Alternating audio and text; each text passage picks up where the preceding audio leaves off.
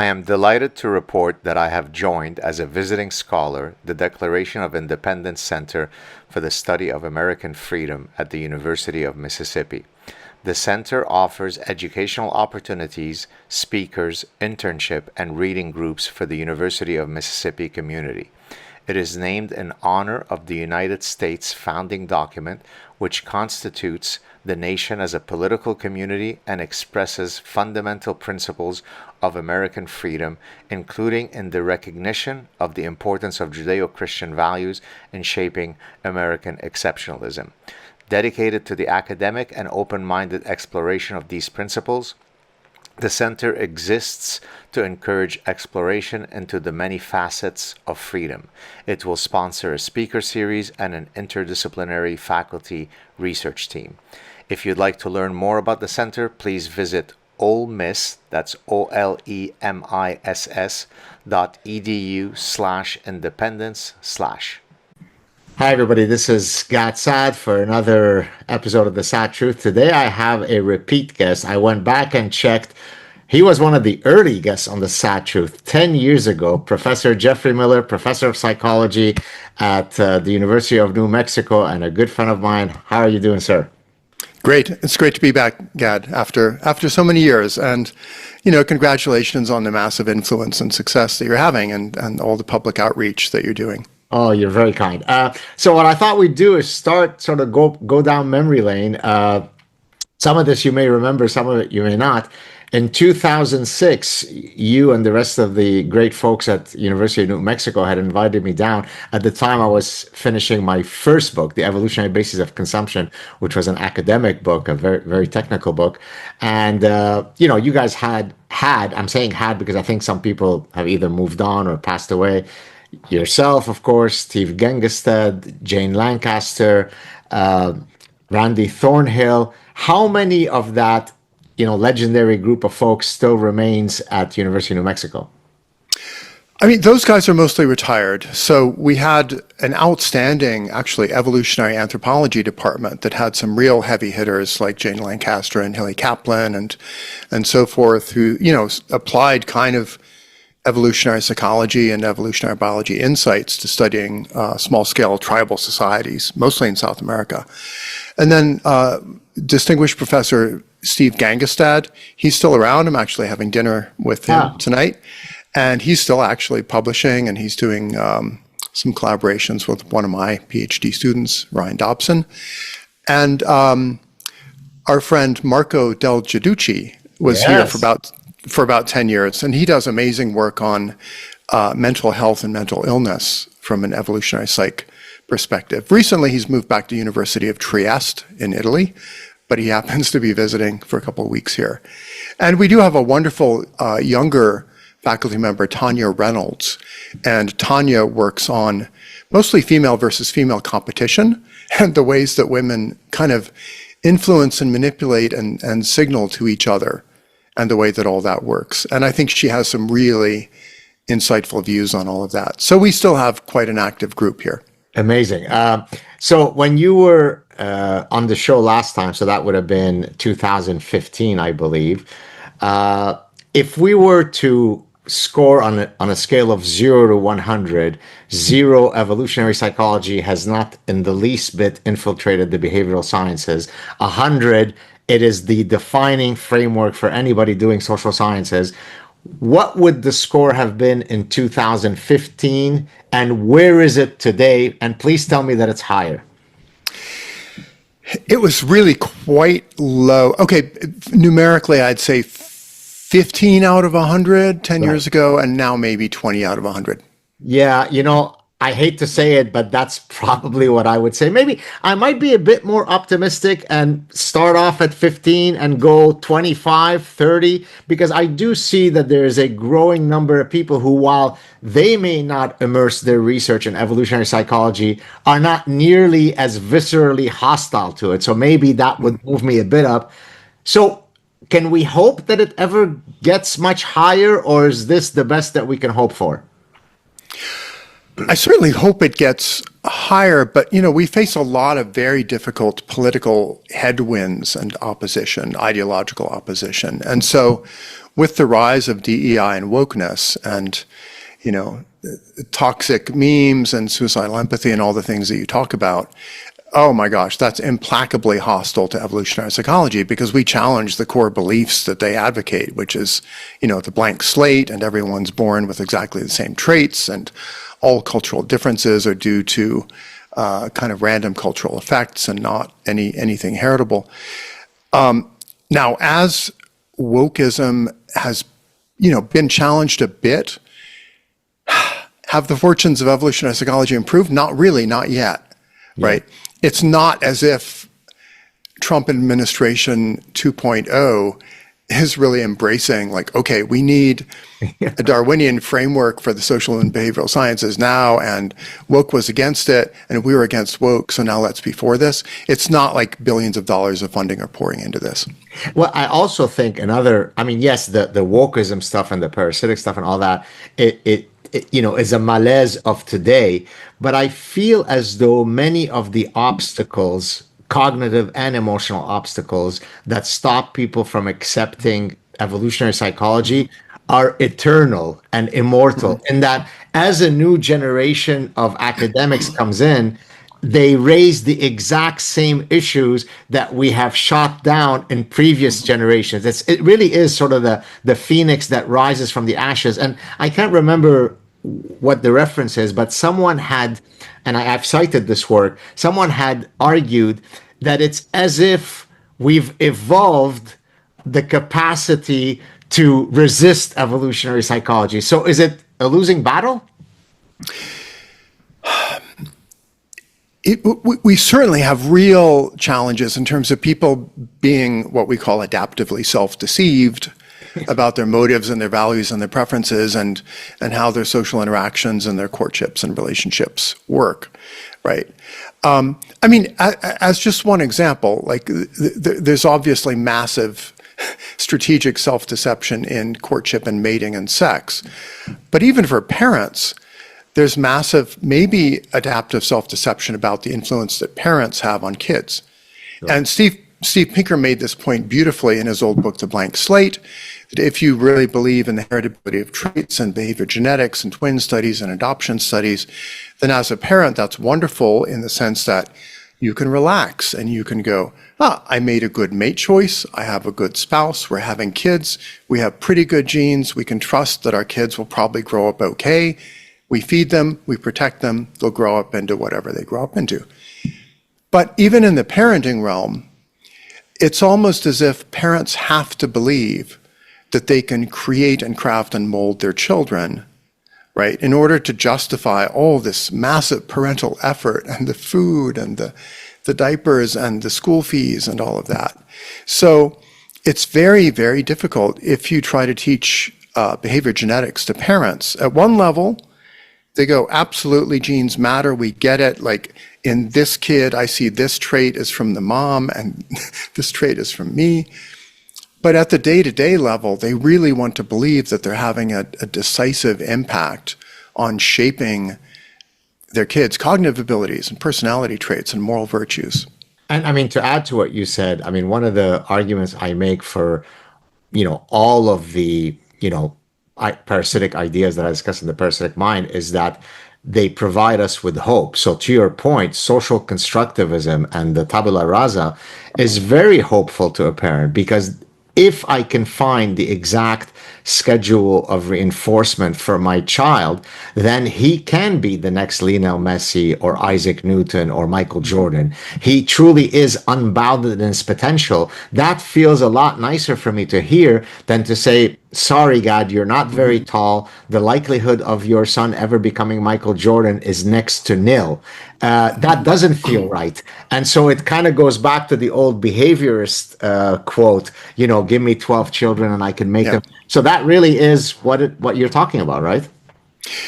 Yeah, absolutely. It's what conservative political theorist Thomas Sowell called the unconstrained vision, right? The idea that everybody has basically infinite potential, and as long as you give them the right environment and the right parenting, then they can become whatever they want. That's also kind of a distinctly American conceit in a way. But on the other hand, I would counsel against thinking that giving young people false hope is somehow a kindness, right?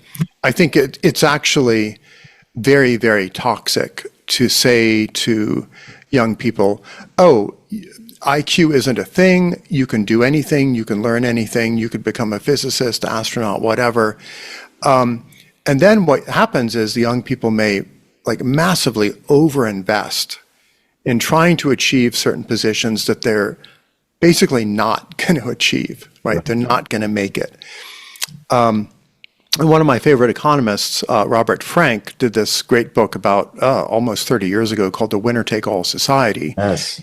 right? Which analyzes the enormous individual costs of pursuing these false hopes, right? Of every high school basketballer thinking, I'm going to be an NBA superstar. I'm going to be the next Michael Jordan.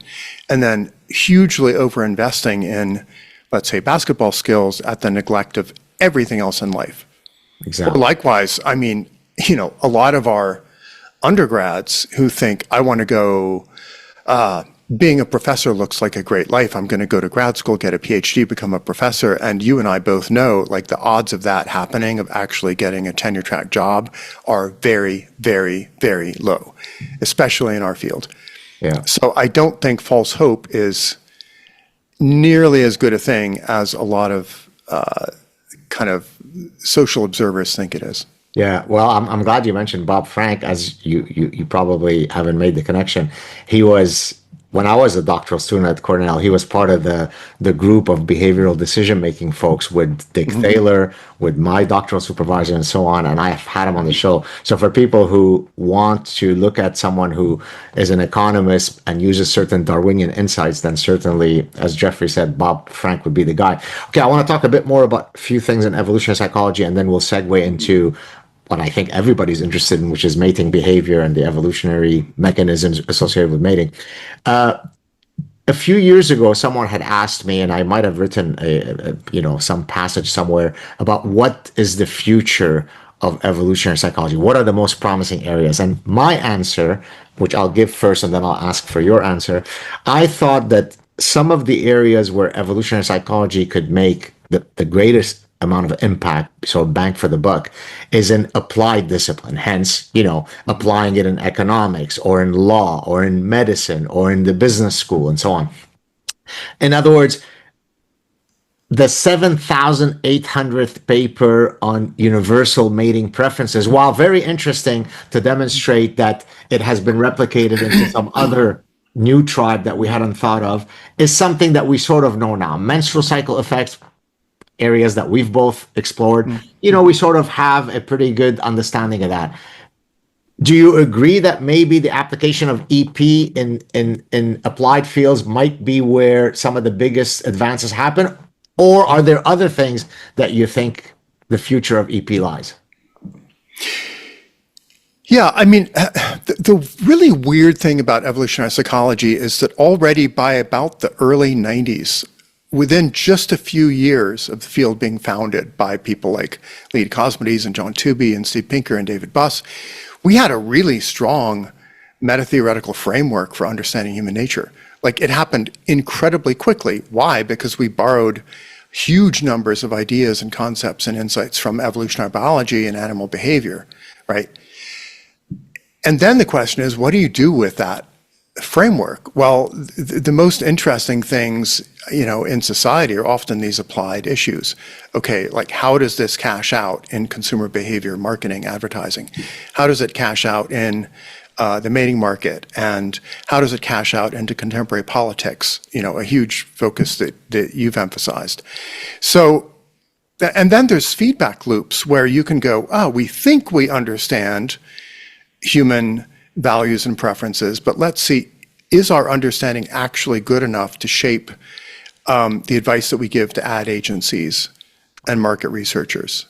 Is it really? So you get very valuable feedback once you start actually trying to apply this where the rubber hits the road. And likewise, with regard to, let's say, insights into society and politics, right? So my colleague Tanya Reynolds, for example, is now teaching a new course on evolutionary psychology applied to contemporary social issues, right? So it's about free speech, it's about viewpoint diversity, it's about how do we understand political polarization given this evolutionary psychology framework, and I think that's super valuable. So where is the progress going to come? I mean,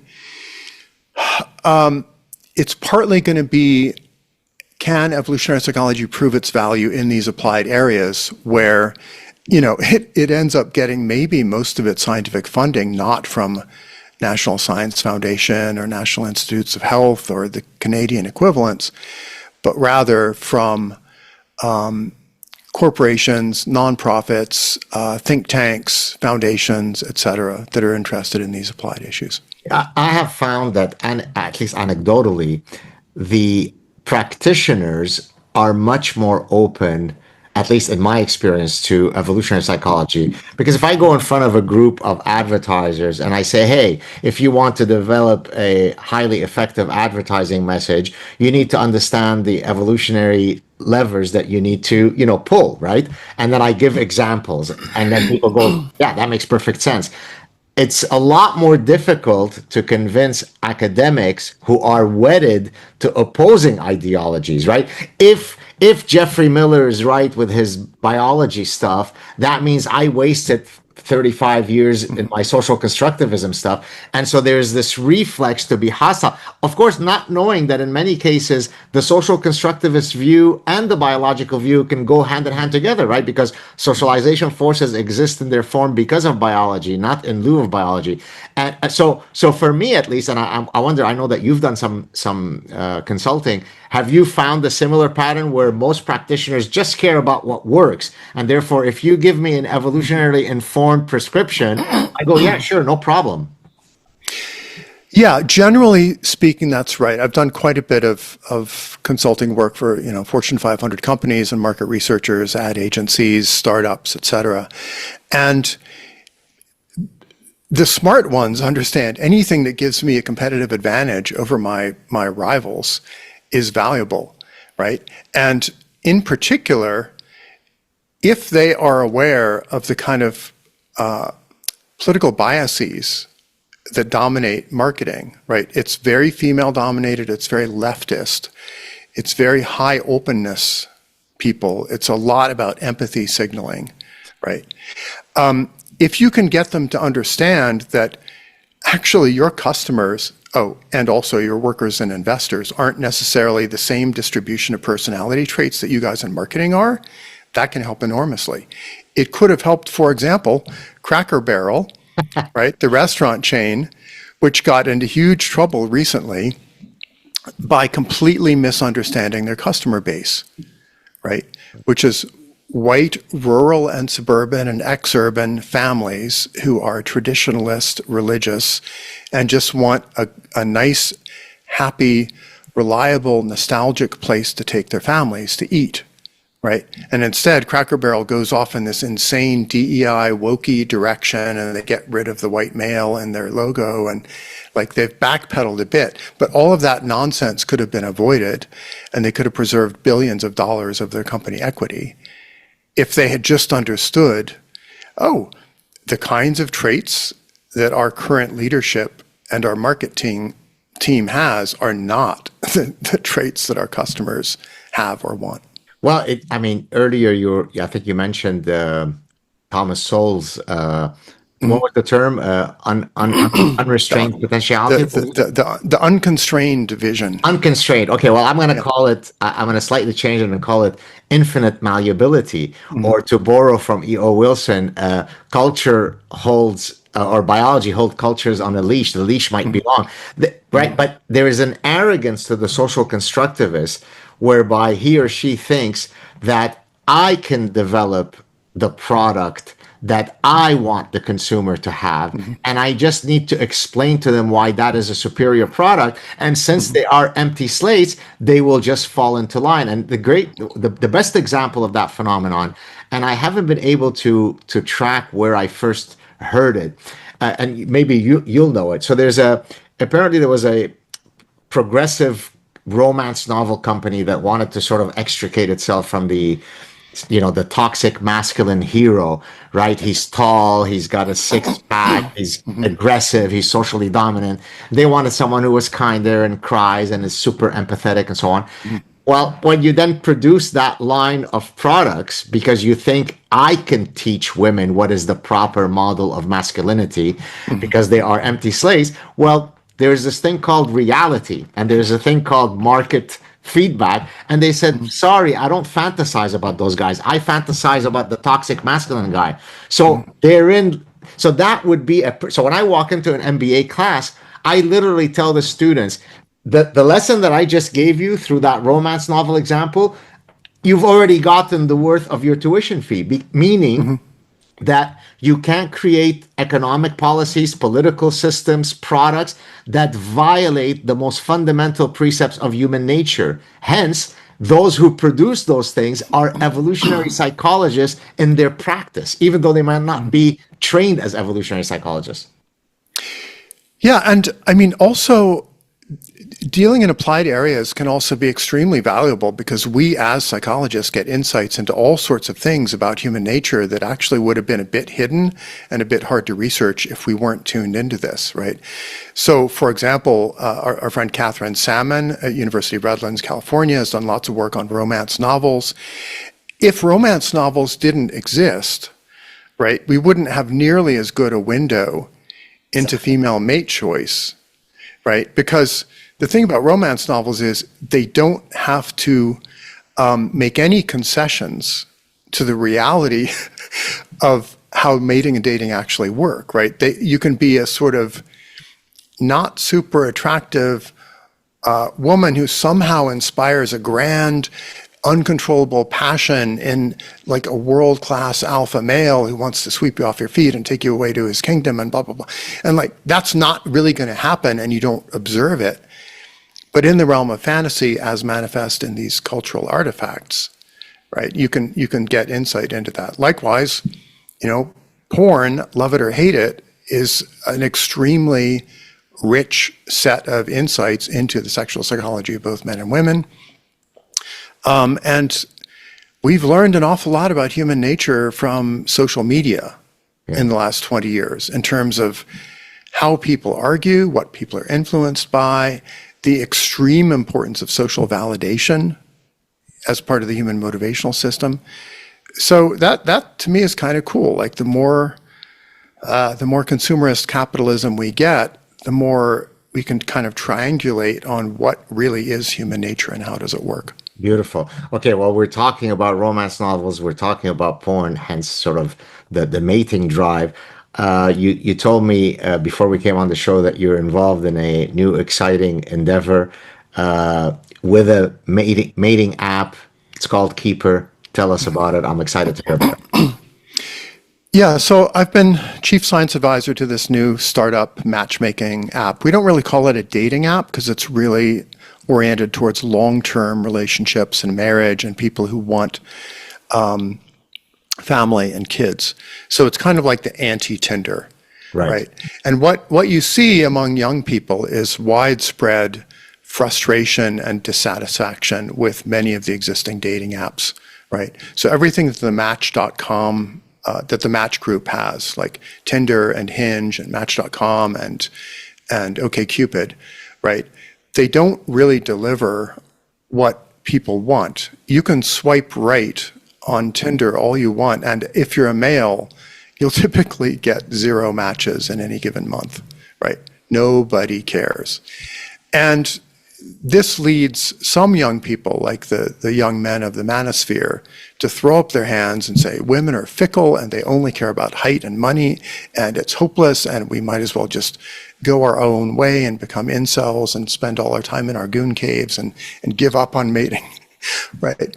And it leads the young women who are reasonably attractive to get absolutely overwhelmed, right, by matches and texts and requests for dates, and it's extremely frustrating. So Keeper, this new matchmaking company, is trying to do something different, not just in terms of welcoming people who are already mature enough to go, I'm done with casual dating, like, I've sowed my wild oats. Now I want to settle down, find a spouse, have kids, get a life, and sort out this mate choice thing. But also the amazing thing about the Keeper team is they've read all the evolutionary psychology. They know your work. They know my work. They've read my books. They're really into human nature, and they're into individual differences. They understand IQ. They understand the big five personality traits. And they actually want to measure these in their clients as accurately and objectively as possible. Because they know, like, it's one thing to claim, I'm smart, I'm looking for a smart person. But their clientele is often quite highly educated, quite high income. And they want to be confident, right? Does this person really have the educational credentials and the intelligence that they claim? Do they really have like the openness or extroversion or agreeableness or the other personality traits that they claim? So that's really their goal, is to merge good psychometric measurement of these traits that people care about with serious long-term relationship interest, and really help the people who are, young but still looking for a serious mate find each other effectively. Are the psychometric measurements done via the service, or I just enter what my extroversion score is? Because then, of course, it is open to being gained. Well, what we're working on is actually good, valid, interactive IQ tests, right, to measure intelligence. Don't tell that to Nassim Taleb. Don't. I know. He'd be like, well, that's a terrible idea for a commercial matchmaking company because IQ is nonsense. And then for the big five, we think there are actually ways that we can probably get valid representations of a lot of these if people are willing to share their social media feeds with us. So you indirectly measure it. So you can indirectly, if someone's reasonably active on TikTok, Reddit, X, whatever, and if they say, yeah, I'm willing to allow you to make some inferences about my traits, right? Can you get the team to check my X feed and tell me what my scores are? Once we get this up and running properly, yeah, we could probably do that.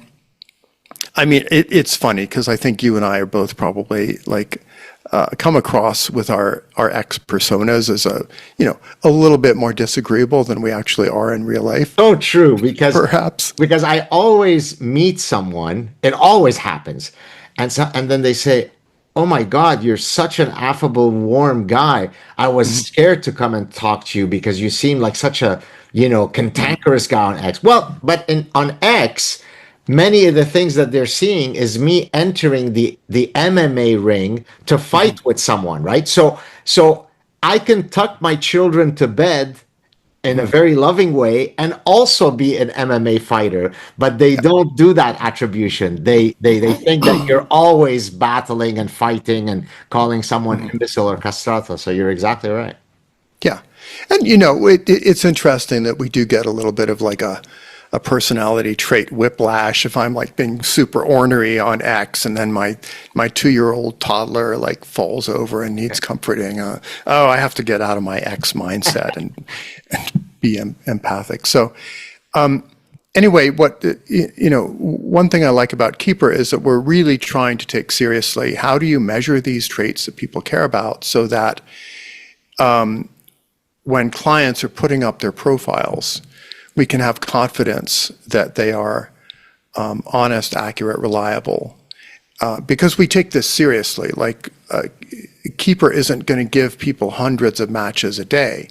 They're very, very selective. And the notion is you get a suggested match, and then you're supposed to treat it as if your parents have put a lot of thought into who you might want to marry, and they're introducing you to the treasured daughter or son of one of their social or business contacts, right?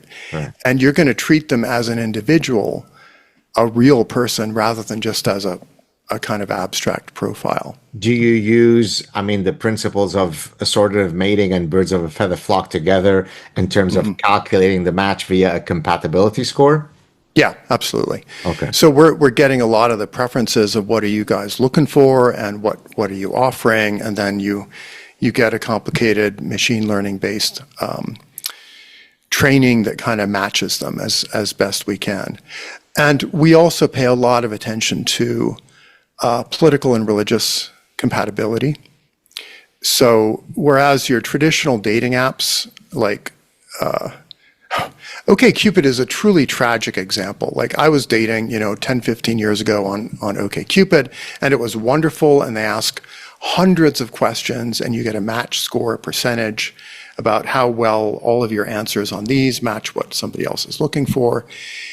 And then they ruined it circa 2016 with the Trump election, right? The OkCupid leadership basically purged all the Trump supporters. Oh, yes. Yes. Right?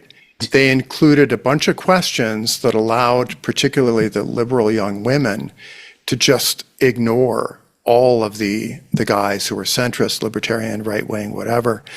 And basically you couldn't function on OkCupid after that if you were in any way conservative, Republican, or religious. So, Amazing. Keeper's trying to do it differently because they want to be maximally welcoming to people of genuinely all different, religions and political persuasions, and help them find people who are like-minded. Do you feel though, I mean, I think I might know the answer to this, but in the same way that people assort on height and that women don't want to date guys who are shorter, or we want to assort on, fundamental life values, do you think that on average people will try to engage in assortative mating on political orientation? Yeah, very much so. So- And I mean, there is a question about, like, if you're a young woman, do you want a guy who actually matches exactly your political beliefs, or who's an optimal amount more conservative than you are? Because we know there's a sex difference in conservatism and in openness and agreeableness and social attitudes and all of that. My hunch is that actually women are comfortable with a husband being a bit more conservative than they are, right? This is certainly the case for my own parents, right? My mom was a Democrat, my dad was a Republican. They agreed on many, many things. They both went to vote in every single election. They perfectly canceled out each other's votes in most elections, and yet it was their civic duty. So that might be happening, but I mean, one worry that I have is that a lot of women under age 30 will say or will convince themselves that I want a guy who absolutely perfectly matches my political values. And if he doesn't, he can't be reformed. I'm never going to change my political beliefs. We won't grow out of it. Our views won't change even after we have kids, right? And none of that is true. But you see a lot of mating fails, I think, from people overemphasizing politics in the early stages of courtship. Well, and interestingly, and actually, I mentioned this yesterday. I was on a television show where I raised this issue. The Mamdani bench press fail, and so I brought in the research that shows, and of course, you're very familiar with that research because it's evolutionary minded, that shows that physical formidability in a man is correlated to their political and socioeconomic orientation. The more physically formidable I am, the less likely I am to be egalitarian, because I recognize that life is an inherent competition, and given my stature, literally my morphological stature, I'm more than happy to step into the ring and duke it out. Whereas the guy who's kind of soft-spoken and cries at Bridget Jones' Diary, that's the guy who might match the liberal girl's political orientation, but that's not the guy who she's sexually fantasizing over. So there is a disconnect between the archetype of the guy that she fantasizes over and the guy that she wants to be with, politically speaking. Does that make sense?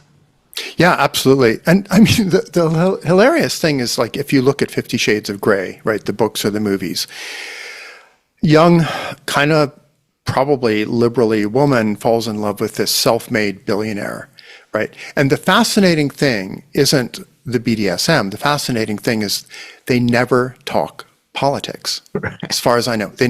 So what are this guy's, Christian Gray's politics likely to be? He's going to be a conservative Republican or libertarian, right?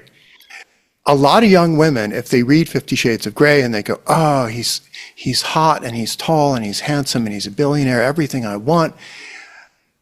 If they realize, oh my God, he's going to have political views that would lead me to absolutely reject him on most dating apps, right? That would be kind of a tragic failure. Right. So, I hope young people just think this through a little bit more and ask themselves, well, if I met somebody with the kinds of personality traits and moral virtues and interest in marriage and kids that I might have if I'm looking for a serious long-term life partner, what are their politics likely to be? Right? What's their religion likely to be? And where can I truly find them?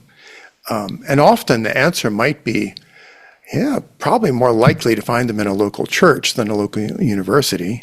Right. Right? Or at least you're more likely to find them in a Brazilian jiu-jitsu gym, right, than a yoga class. That's right. So, yeah, I worry that a lot of young people are just vastly overestimating both the importance and the stability of their own ideologies when it comes to mating. So where is Keeper now in terms of, is it fully operational? Are you still? Oh, okay, it is. Okay. So that They just launched a couple weeks ago. You can sign up, you can start developing a profile, just go to keeper.ai. And we're still in kind of a learning phase, but you can find matches and you can get dates and you can one of the key things we're trying to do is make the incentives of the clients perfectly aligned with the incentives of the company. right. Right.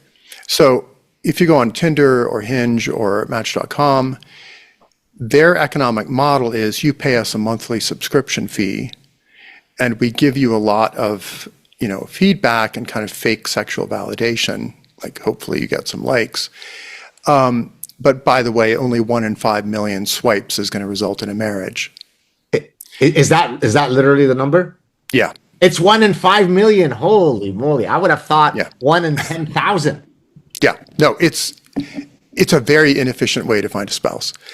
But anyway, their incentives are to keep you on the app as long as possible, and for you to fail to find a mate. Because if you find a monogamous mate, you're going to leave the app, and your monthly subscription fee goes away.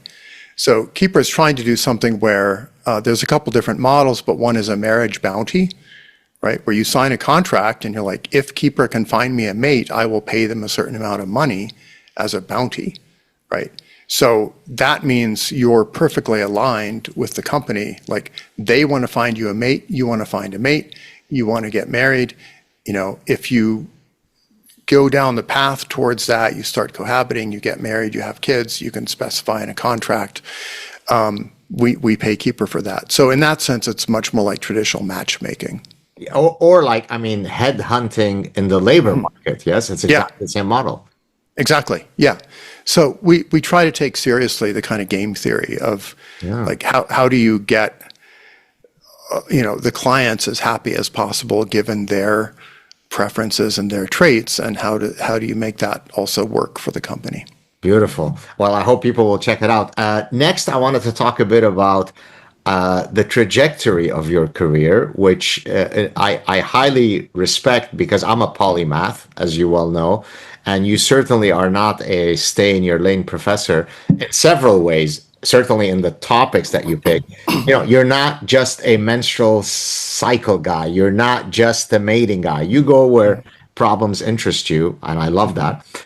You certainly are someone who's done consulting, as per what you just talked about. But as you said, you've done many other consulting. You've written popular books, which few professors write because, who would want to talk to the great unwashed? I should only be publishing papers in academic journals that are only read by 7 other of my Yeah. close academic friends. And so, in that sense, we're roughly the same age, very similar kind of trajectories, both out of the box people. At this stage of your career, are there elements of your multiple hats that you no longer appreciate as much as you did? And even before you answer, just so that maybe I can build your trust in sharing your part, I'll share my part. While I love when I go up in front of the class and I perform, the pedagogic performance is something that I love to do, I no longer enjoy being in the classroom and explaining to Timmy why he got a B minus in his participation grade. It's a suboptimal use of my time at this stage of my career. So there are many elements of being a professor that I'm no longer interested in, notwithstanding the fact that being a professor is deeply inscribed in my DNA. So talk us through your trajectory. What are the things that you remain passionate about? What are the things you're less passionate about, and so on? I'm still very passionate about public outreach and trying to get some key ideas out to the general public. So, I'm reasonably active on podcasting and interviews. I'm very active on X, like you are. I think it's a fabulous platform, and particularly since Elon Musk took it over a few years ago, it is the central public discourse for ideas and discussing science and policy and everything. Like you, I'm sort of increasingly skeptical about, like, I also love teaching and I like interacting with the students, but I do try to structure my courses so that I kind of minimize the amount of, tedious complaining that certain students can do if they're like, oh, I missed a test because I couldn't find parking, or my dog has cancer and so I wasn't able to study for the last 6 weeks and blah, blah, blah. Like, that's annoying, but I do also kind of use the classrooms a little bit as a little test lab for how do I communicate certain ideas effectively.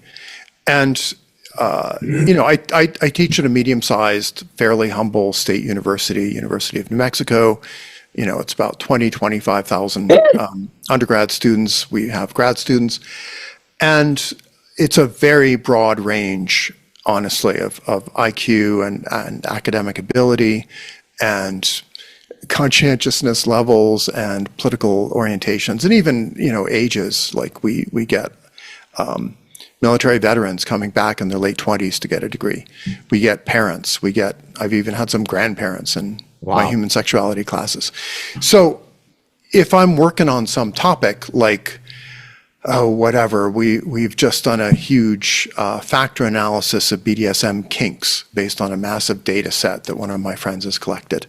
So how do you communicate the results of that?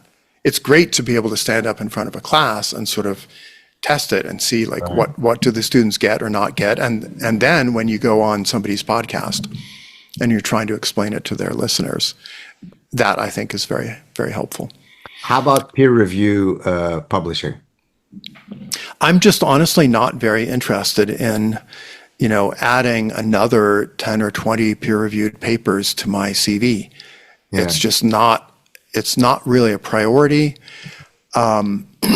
I think there are actually more effective ways to share one's research, like Substack, or giving certain kinds of, conference talks. I'm also a kind of academic who's unusual in that I've never sought out big grants. I've never had the ambition to run a big lab that just kind of employs a bunch of grad students and postdocs and staff kind of for its own sake, just to have my little economic empire. I've had no interest in that, and I'm proud of the fact that, if you take like the total amount of money that I've gotten from taxpayers versus the total academic impact that I've had in terms of like citations, I've been a very, very cheap researcher, right? And other people who are getting multi-million-dollar grants a year, like, they might be highly productive, but to me, the return on investment for the taxpayer for those kinds of massive labs is often very low.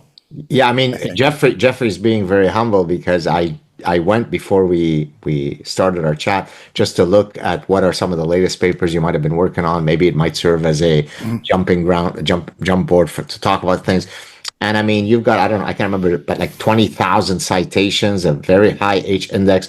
So you're certainly no slouch. And so I think it's very interesting to link these bibliometric metrics to taxpayer money. I've never thought about doing that thing. Do you know of anybody who's actually tried to make that link? No, I don't, but I think it's important from the viewpoint of kind of civilizational support for academia, Yeah. right? If we can make a case that certain fields, like I think evolutionary psychology, right, is relatively underfunded, but punches way above its weight in Right. terms of impact relative to the number of people working on it. And I think that's, to me, that's a good thing. But honestly, we have a lot of academic researchers whose view basically is like, here's a thing I want to study. I want to get the most grant money I possibly can, Right. right, that can go into this paper and that will serve to justify it. And I think that's, as a taxpayer and as a citizen, I think that's exactly the backwards way to think about this. Well, and I also wonder, so, before we had all these bibliometrics, we had an even, cruder, set of metric, which was just how many publications you had and maybe how many citations you had. Now we've got H index, there are other indices we can use. But I would argue that we should sort of come up with a better set of quantification tools. And I think there are a couple of companies that try to do that, where they measure the outreach score of academic papers. But I mean, if I appear on a show that has 10 million, listeners or viewers, and I receive, 2,000 emails after that show, specifically telling me, you know what, I've decided to go back and then fill in the blank, to go back to study evolutionary psychology, to study consumer behavior, just to go back to finish my degree. What's the influence of that? So I think when I first began my public outreach program, a lot of the universities really look down at that, right? And I tell of a famous story in the Parasitic Mind where I was speaking actually at your alma mater at Stanford Business School, and the host who was hosting me prior to my talk, looked down with great derision at the fact that I would go on Joe Rogan. Well, now the same people who used to do that are now calling me and saying, please, please, please, how can I get on Joe Rogan, right? So do you think that there will ever be a day, I'm asking you here to be, a future teller, but where academia will recognize in a much more appropriate manner how you and I engage in this public outreach? That's a great question. It's one I've thought about for many years, and I haven't seen attitudes budge even a little bit, right? Oh, boy. So not even a little. It's so bizarre, and I'm going to preach to the choir here, but every year professors, including tenured people like us, are assessed in terms of research, teaching, and service, right? So what counts as service? Okay, reviewing journal papers counts as very valuable service from the viewpoint of academia. And what you're doing is spending hours and hours giving feedback to someone who may or may not accept the feedback, who will publish a paper that will be read. Like the modal amount of readings it will get is 0, and the median will be like 5 to 10, right? And many papers don't get cited at all. So that's considered valuable service. If you give a talk to a local charity group, that's considered valuable service. If you are a judge for a local science fair, that's valuable service. If you have 150,000 or whatever, a million followers on X, and you regularly post good science and policy insights, that counts for literally nothing. Maybe even 0. less than nothing. It Or less than nothing. against you because you are again mixing with the riffraff. Yeah, you're mixing with the riffraff, and I mean, a lot of academics seem to have the view that the the 5 to 10 page peer-reviewed journal article is the natural unit of communication. And you couldn't possibly get across your research in a 1-minute elevator pitch or a 3-minute summary on a podcast or a 3-page Psychology Today blog, right? So that to me is bizarre. I think academics should be thinking in terms of like, what's the 1 minute, the 5-minute, the 1 hour version of my research and its implications and why you should trust it. And then be locked and loaded and ready to communicate that in any medium, right? And the fact that, here's one thing that struck me, right? You teach an undergraduate class. What are the students doing in the 5 minutes before class? They're on their phone, right? They're scrolling social media. They're looking at X or TikTok or Instagram, and they are engaged with the Joe Rogans of the world. Or the Saads of the world, right? And then they come into class and they're learning from a teacher who typically has nothing but contempt for the social media that occupies many hours of their day every day, right? So the disconnect is currently in 2025 between what academics do versus where students are actually getting their information, it's a massive chasm. So 2 points. Number one, I think the driving factor behind the reality that you just said, I would argue, and you'll tell me if you agree, stems from an ego defensive perspective, right? If I know that I've mastered the template of the peer review process, but I'm probably not charismatic enough, nor interesting enough, nor funny enough, nor captivating enough to pull it off on Joe Rogan. Well, there are two things I can do. I can either say, oh, I better work on myself so I can aspire to get there, or I could denigrate that which I suck at so that only that which I'm good at is elevated in terms of the pecking order. So I really think it's largely that. I mean, is that what you think it is, or is there anything else at play here? I think that's a lot of it. And the weird irony here is that academia is full of professors who were introverted and aspy researchers by nature, right? Not extroverted, effective teachers, right? And then they learn to be largely effective teachers as they go, and they have to pick up all these skills about how do I give lectures and engage the students and all of this. And then they think, oh, but I couldn't possibly do effective podcasting or interviewing or get the lighting right in my home setup, or I couldn't possibly learn those skills. Right. And they don't even realize, like, if you've already mastered teaching, which was a very counterintuitive skill to them, like, it's only a little bit of extra effort, honestly, to be, pretty decent at social media. And you don't even have to be gorgeous or that charismatic. You just have to be reasonably articulate and warm and show up on time and do it. You're right. Well, the second point I was going to mention is, and I mean, I've got, as you might imagine, a million of these stories, but this happened very recently. So my family and I were vacationing in Bermuda a couple of weeks ago. And so we were in an area of Bermuda. I'm hoping that the gentleman that I'm about to talk about will watch this and will reach out to me. So we're in this area in Bermuda called the Flats, beautiful little village, gorgeous little bay.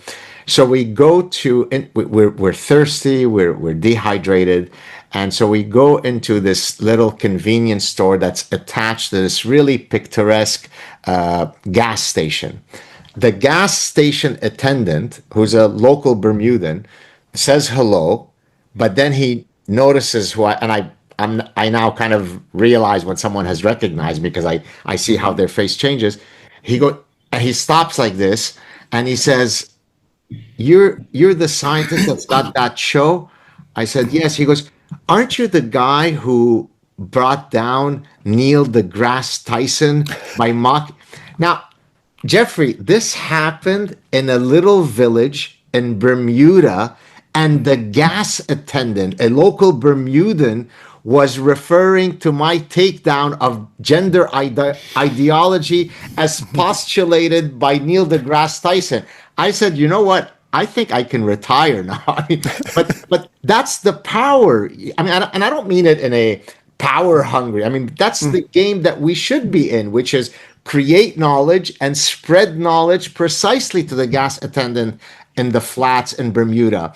And so, yeah, I really get. I mean, you talk about a dopamine hit. That, and again, it's not for the fame. It's the guy coming up to me and saying, you know, I'm a trucker and I do the whatever Tacoma to wherever, and I just put your podcast and I learned so much. I feel a lot more satisfaction from that feedback than some smarmy Columbia professor telling me, "Oh, I really liked your paper on so and so." Yeah. Do you feel the same way? Yeah, absolutely. It's about having effective impact on people, often who wouldn't have the time or money to go to a university at all, right? Or who didn't discover their intellectual curiosity until a bit later in life. Yes. Right. And there are an awful lot of people out there who are smart and curious, and maybe they didn't follow an academic path, but are still very curious about ideas and science and policy and so forth. And reaching them is enormously rewarding. I mean, honestly, some of the biggest kind of dopamine hits I've had in terms of people recognizing me came after the Mate book. Yes. Right. And several times young men have come up and said, the Mate book helped me so much. This is my wife. Wow. Here she is. I wouldn't have met her if I hadn't taken seriously your advice. And he's happy, she's happy. Maybe he would have ended up being a frustrated incel if he hadn't read the book. That to me is a much better impact than, you know, somebody like doing a great term paper and getting an A+ in some seminar I've taught. Indeed. What are some projects that you're currently working on? I mean, it could be papers, it could be, I'm thinking about the next book that I'm going to work on, whatever. Tell us some of the stuff that's going to keep the great Geoffrey Miller busy for the next couple of years. Well, one thing I love to do is when I've got a PhD student, I kind of work with them to find like what are the points of overlap. I don't really tell them you must work on this or this is what my grant says you must work on. So my current PhD student, Ryan Dobson, has broad interests. He did a great master's thesis on the so-called love languages, right? The 5 love languages that supposedly are what people want in relationships. And we actually tried to measure, are they real? Are there just 5? Do they overlap? Are they, statistically independent of each other? How do we best measure them? So that's an example where you can take a very popular construct that millions of people know about that maybe is considered pseudoscience by a lot of academics, but you can go, is there a grain of truth to this, right? Are there different things that people value in relationships in terms of expressions of affection and attention and so forth? And let's map this out in a better way. So that's the kind of thing I love doing. And then we've got a huge project the revision is currently under review at a big sexuality journal. This is a project with Justin McGilsky, right, on consensual non-monogamy and polyamory in open relationships. And what we're trying to do in that project, which I hope will be published soon, is try to figure out, are there overlapping ways to maintain happy relationships that are shared between monogamous couples and polyamorous or open couples? And surprisingly, there are actually things that they have in common that they could learn from each other. And I love that kind of project because what we're doing is empirically mapping out with a global sample of thousands of people what actually predicts relationship happiness and success. And are there some hacks or some tips that monogamous people can learn from polyamorous people, right, without necessarily becoming poly? And are there some tips the poly people can learn from the monogamous people? Can you give us some hints, or you don't want to give away the punchlines? One surprising thing seems to be almost everybody, regardless of the relationship type, seems to benefit from sharing which other people do they find sexually and romantically attractive, right? And that's not necessarily, oh, I find this particular neighbor or coworker hot. It can even just be which actor or actresses or musicians or whoever do you find attractive.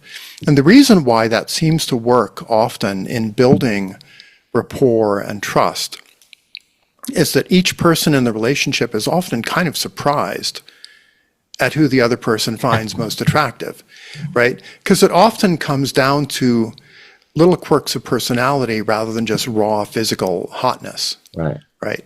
And so a husband who hears a wife say, actually, there's something about like Willem Dafoe as an actor that I find really compelling and intense. You might go, what? Like, not Henry Cavill, like the traditionally hyper handsome Willem fucking Dafoe, like really? And then like you can get into it, and then the husband might realize, oh wow, I've actually got a lot of traits in common with that guy that she finds attractive, and maybe I can cultivate those traits. And conversely, if a wife asks a husband, like which actress or which musician do you find, romantically attractive or fantasize about, he's likely to give her an answer where she might be happily surprised. Like it might be an actress who's quite a bit like heavier or fatter than she thinks he wants her to be, right? Or it might be she's got some little personality quirk that the wife also happens to share.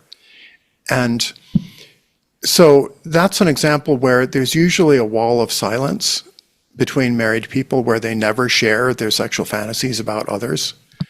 But where if they did in a kind of, gradually escalated and respectful way, right? They might actually bond over that.